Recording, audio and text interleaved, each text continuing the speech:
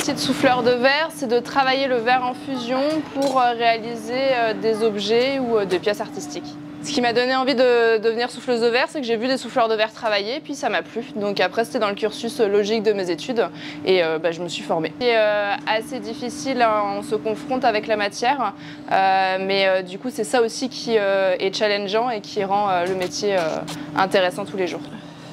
Pour travailler le soufflage de verre, déjà, il nous faut 3 types de fours différents, dont un qui met 1 semaine à monter en température et 1 semaine à descendre.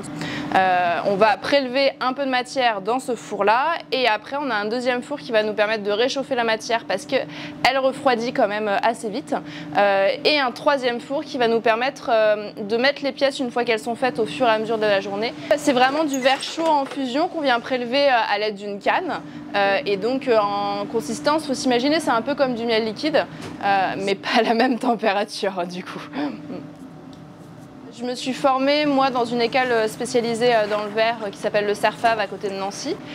Et donc là, c'est une formation qui est accessible après un bac+2 et qui est en 2 ans.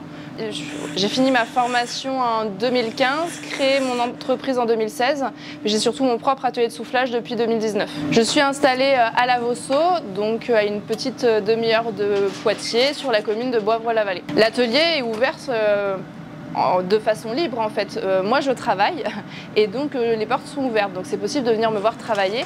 Après je travaille 2 techniques différentes en fonction des périodes de l'année.